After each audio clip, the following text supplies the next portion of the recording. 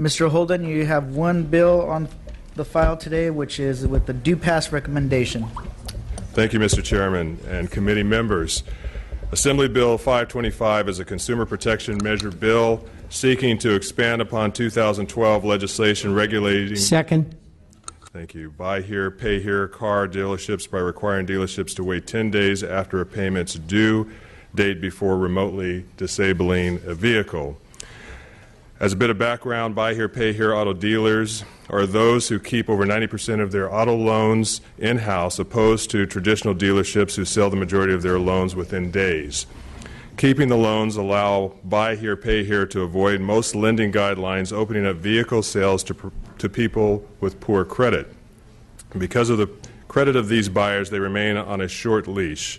However, the existing 48 hours before a car is disabled is not enough time to balance a job or multiple jobs, family, and other obligations while trying to figure out why a payment was late or try to figure out how to make the payment.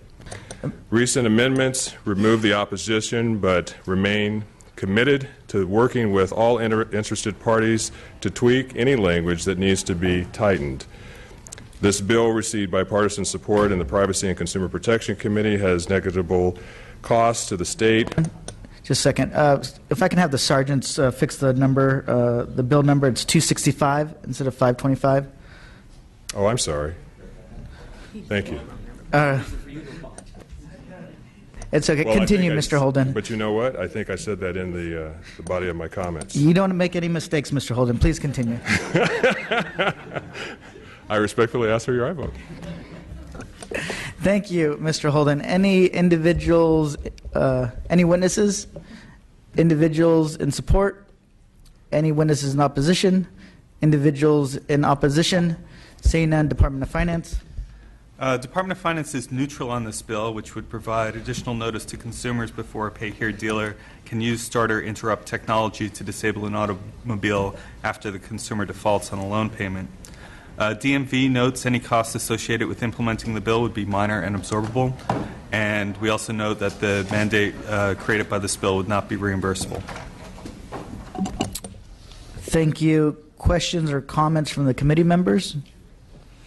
Seeing none, this bill is out on an A roll call. Mr. Holden, thank you so much. Thank you, Mr. Chair.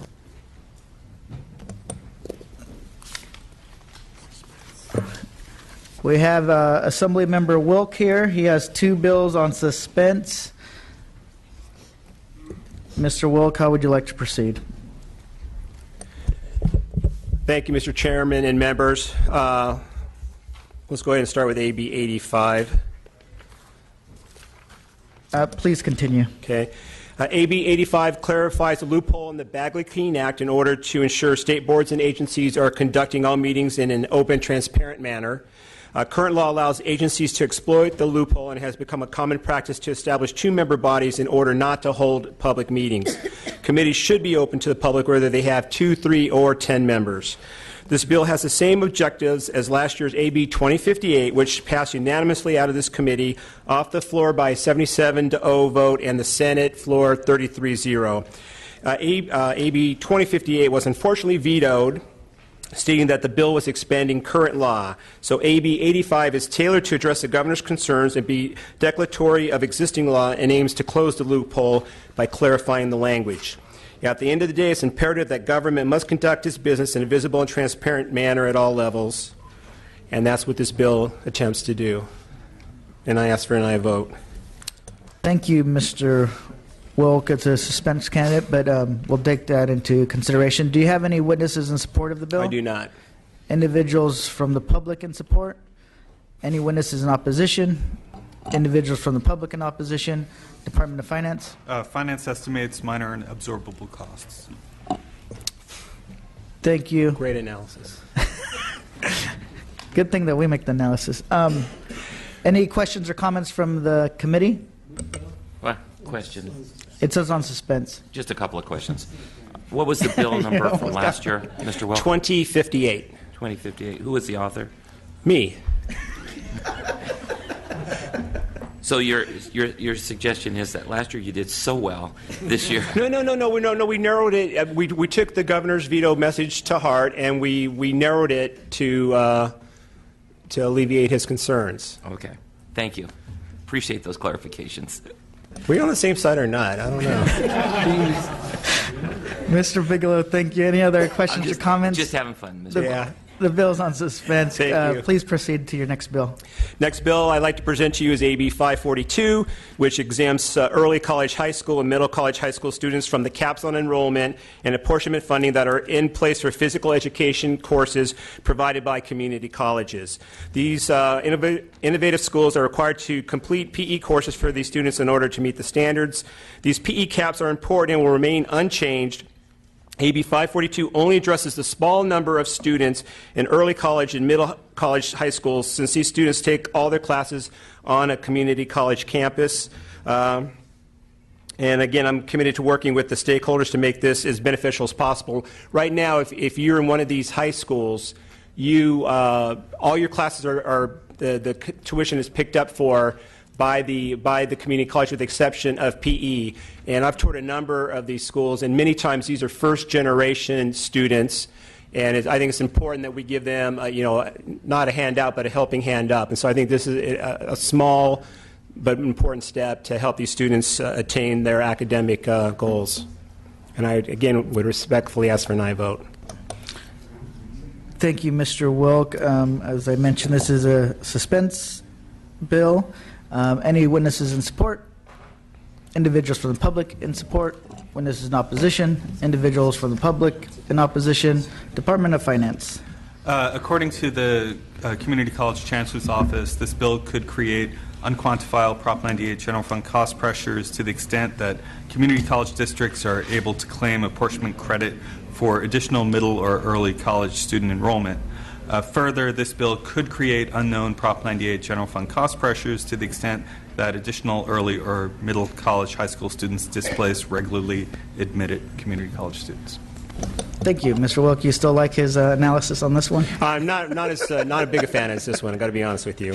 Questions? I would say, there's not this many, campuses in the system, and I think they're being overly cautious would be my Mr. rebuttal. Wilk, I appreciate that. Questions or comments from the committee members? Seeing none, Mr. Wilk will take this into consideration. Thank you, Mr. Chair and members. Thank you.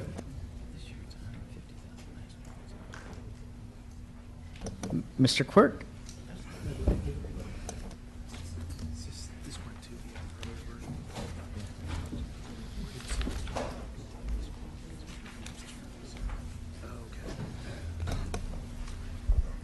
What's he doing?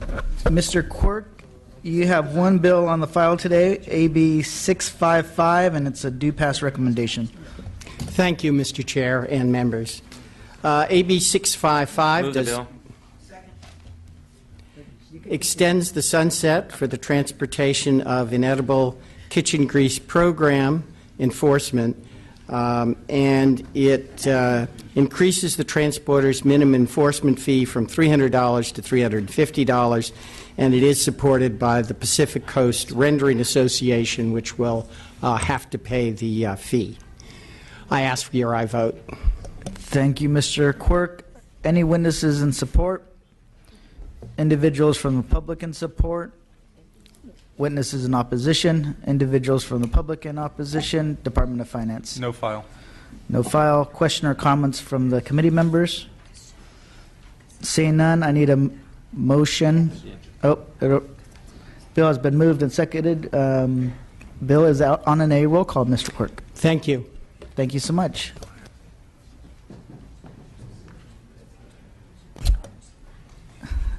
Yeah. Mr. Quirk will be presenting for Mr. Bloom, who is chairing a budget subcommittee. Mr. Quirk. Yes, it is my pleasure to present AB 703 Bloom. The bill requires the Judicial Council, in consultation and collaboration with delinquency defense attorneys, judges, and other justice partners. We have a second. Another justice, including child development experts, to adopt rules of court by July 1, 2016, to establish minimum hours of training and education necessary for attorneys to be appointed as counsels in juvenile delinquency proceedings. I request your aye vote. Mr. Quirk, thank you so much. Witnesses in support. Counsel in support. Okay. Any other witnesses in support? Individuals from the public in support, witnesses in opposition, individuals from the public in opposition, seeing none. Department of Finance. Finance is neutral on this bill because it provides additional protections to a delinquent juvenile's right to competent representation in delinquency proceedings. The Judicial Council indicates the costs associated with this bill are minor and observable. Thank you so much. Questions or comments from the committee members? Seeing none, this bill is out on an A roll call. Thank you. Thank you, Mr. Quirk. Can we have, if Mr. Nazarian's office is watching, can you please get your member down to appropriations?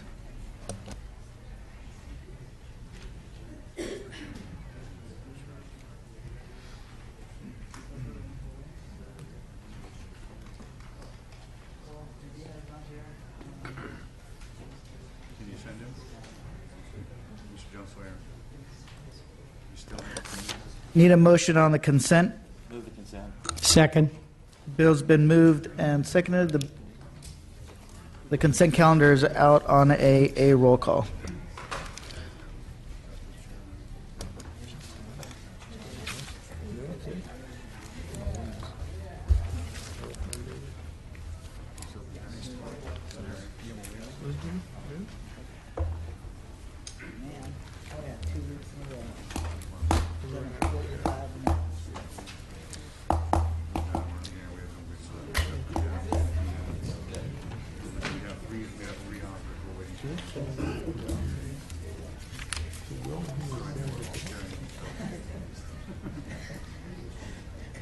Mr. Quirk, you're doing good due diligence on Mr. Williams' bill. Thank you. I'd be glad.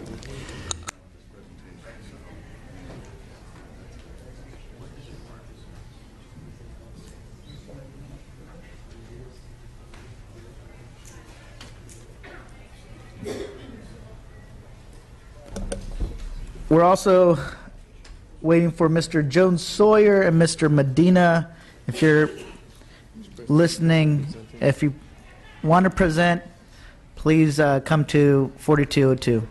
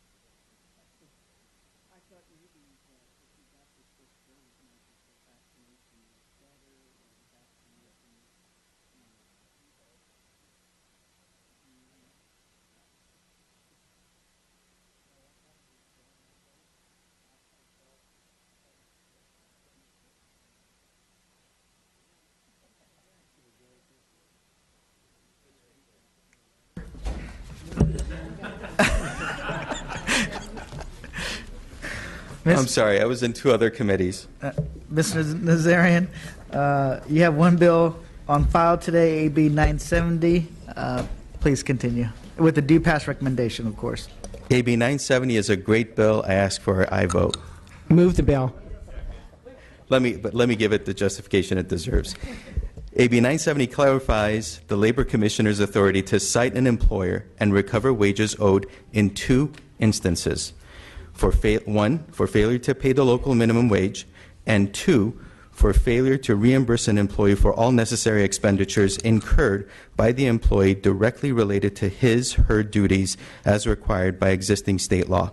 AB 970 promotes government efficiency and strengthens enforcement efforts by clarifying that the Labor Commissioner has the discretion to cite when finding violations of these laws. This bill fills gaps in the Labor Commissioner's authority to make low-wage workers whole in wage theft cases. The failure to recover wages on behalf of the worker after a citation has been issued will result in the worker bringing a separate claim before the Labor Commissioner. This adds unnecessary new costs and adds delays for workers who deserve full compensation. With that, I have Mark Schott on behalf of the California Rural Legal Assistance Foundation with me. Thank you. Thank you. Mr. Chairman and members, Mark Schacht with California Rural Legal Assistance Foundation. As the Assembly member indicated, the bill closes two important citation gaps for the Labor Commissioner. And not only do they benefit workers whose wages have been stolen, either as a failure to reimburse them for tools and expenses necessary to the job, or as a result of a failure to comply with a local, commonly called living wage ordinance.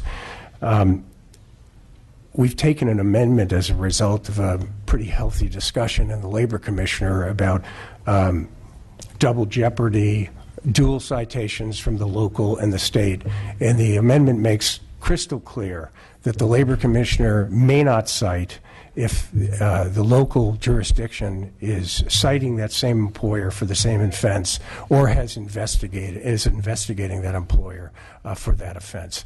We think that resolves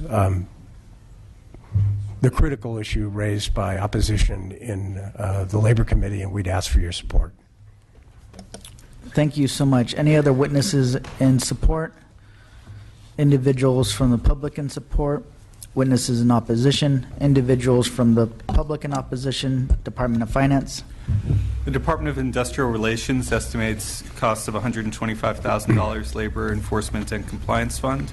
Finance does not necessarily concur with the current cost estimates and notes any request for resources will be evaluated during the budget process. Further, we note that the mandate created by this bill would not be reimbursable. Thank you so much. Any questions or comments from the committee members? Mr. Gallagher? Arguably, doesn't the Labor Commissioner already have the power to enforce these things? And then secondly, as it was raised, if locals are already doing this, is there really a need for the state to do this? Thank you for the question, and thank you for allowing me to clarify. First of all, the locals do not. And so that's why we want the state authority to be extended to the locals. And for the first question, I'll ask Mr. Schott to answer. The Labor Commissioner construes her jurisdiction to include compliance with local minimum wage ordinances, and she has been processing wage claims through the Berman hearing process for failure to comply with local minimum wage ordinances. This merely gives her the citation authority. It's not anticipated that there would be any circumstance in which she would be in a local jurisdiction in which she would be enforcing state laws when she uncovered a local ordinance violation, that she wouldn't be in communication with the local entity. Thank you so much. Any other questions or comments from the committee members? Seeing none, this bill is out on a B roll call. Thank you. Thank you, Mr. Nazarian.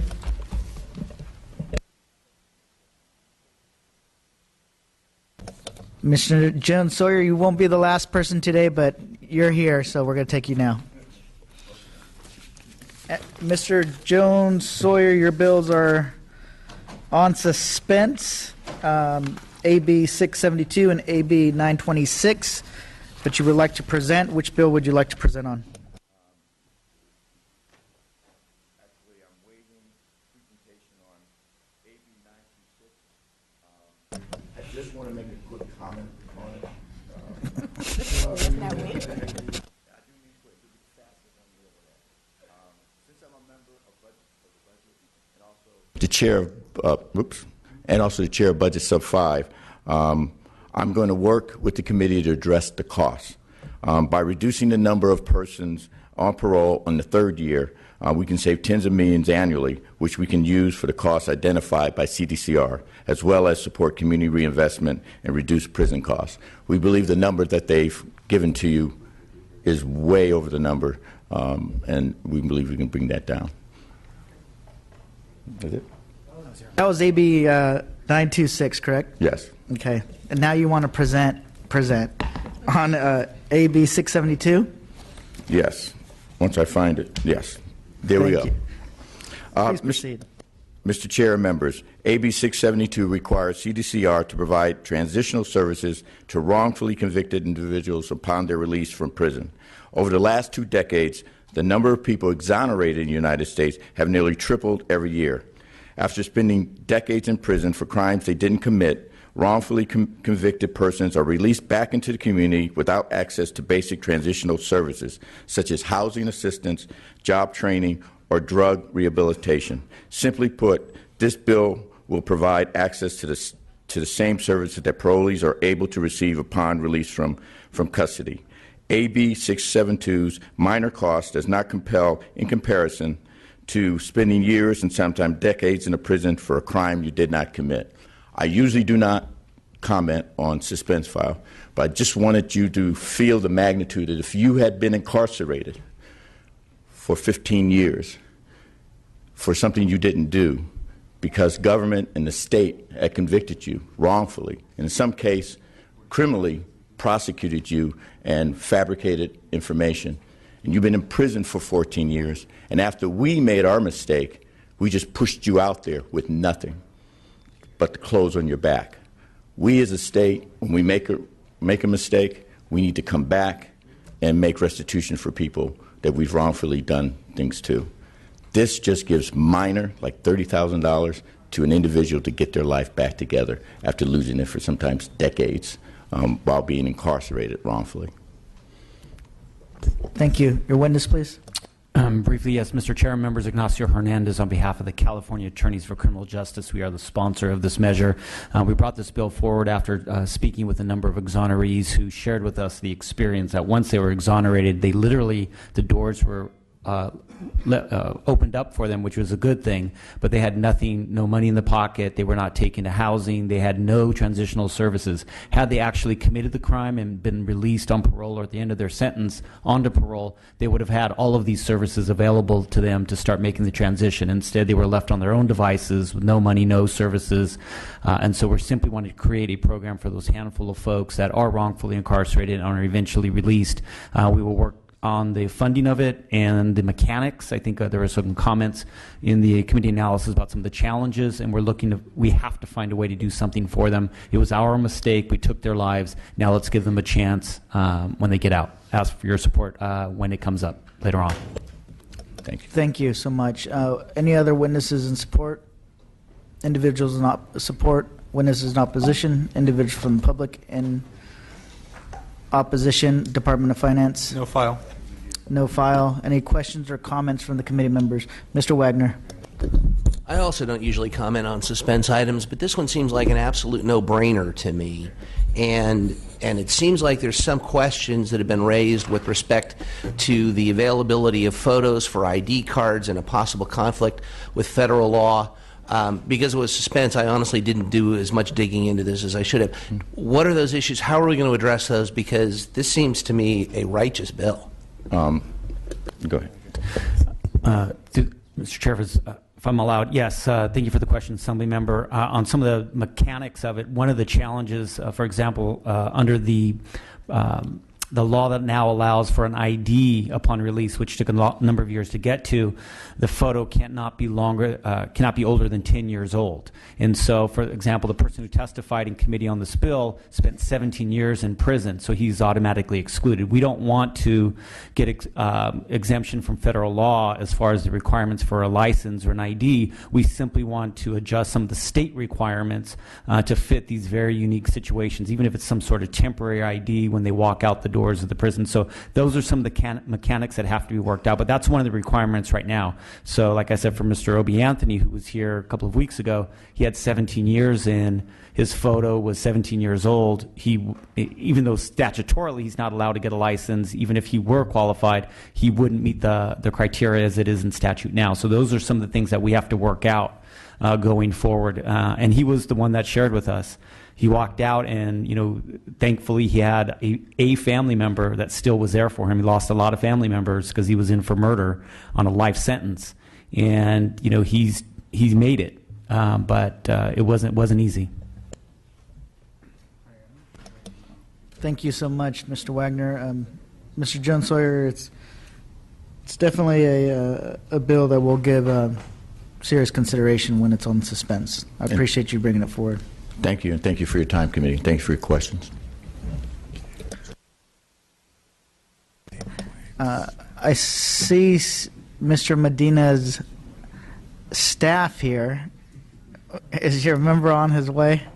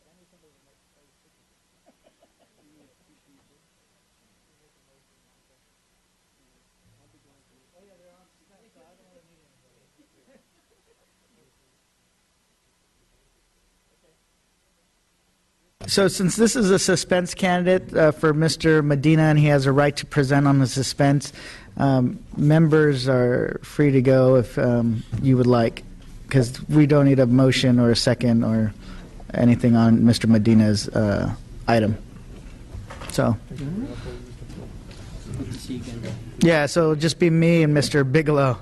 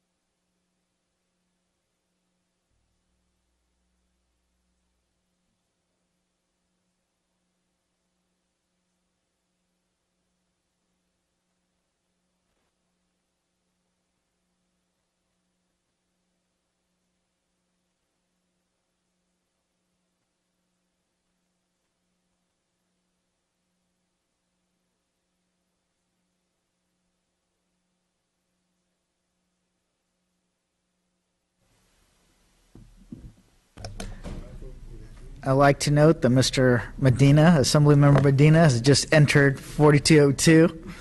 Somebody pulled your bill. Somebody pulled AB 291 off consent. Now,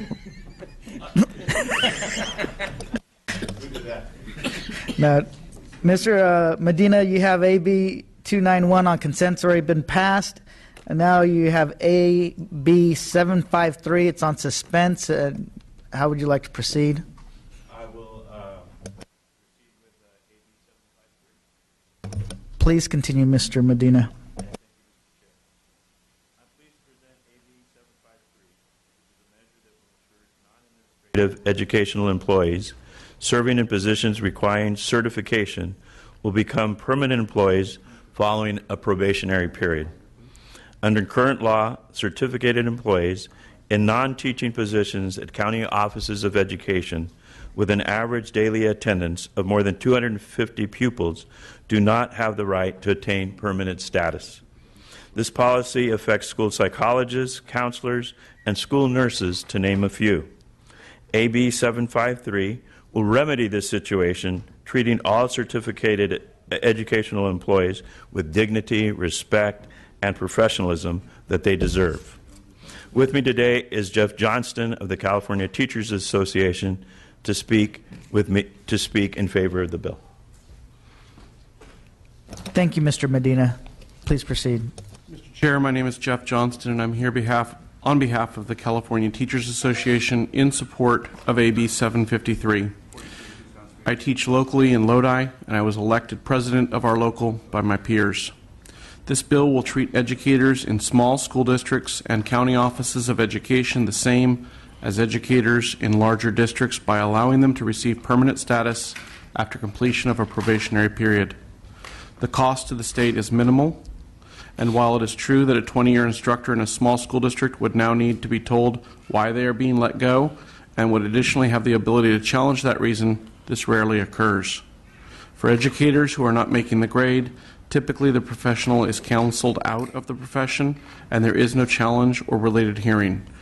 Treating educators in less populated communities with the same level of professionalism allows them to advocate for their students without fear of retaliation.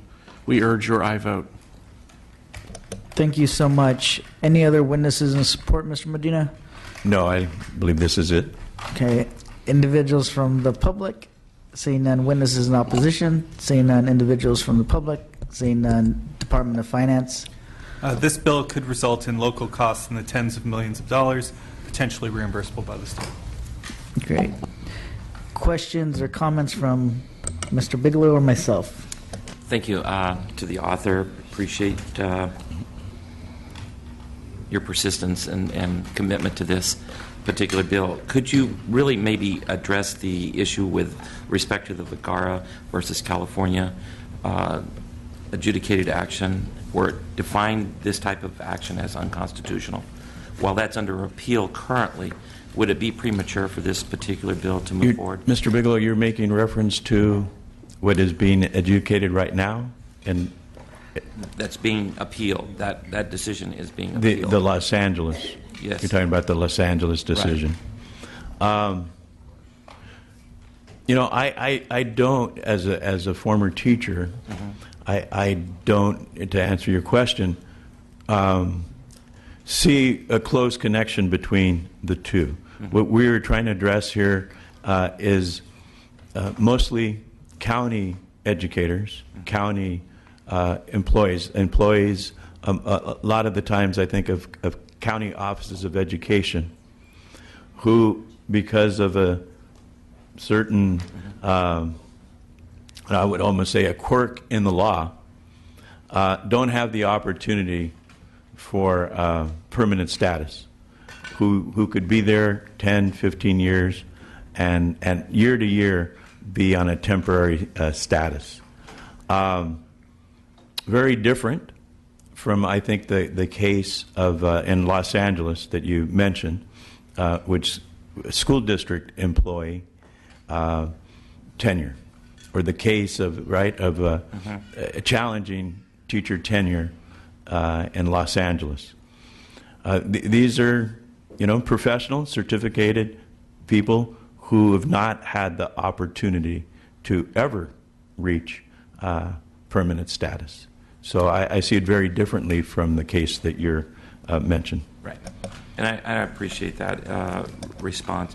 With respect to the Department of Finance's costs, how do we address that where it really does seem to be fairly significant? And if maybe I could go to Department of Finance and in the tens of millions. Mr. Medina, we don't have to do a financial analysis of the bill at this particular moment, but it's a suspense candidate, and we will definitely take a more detailed look as it sits on suspense. Thank you, Mr. Chair, and thank you for your indulgence in keeping the committee open. Thank you so much, Mr. Medina. Thank you, and thank you everyone for attending today's hearing.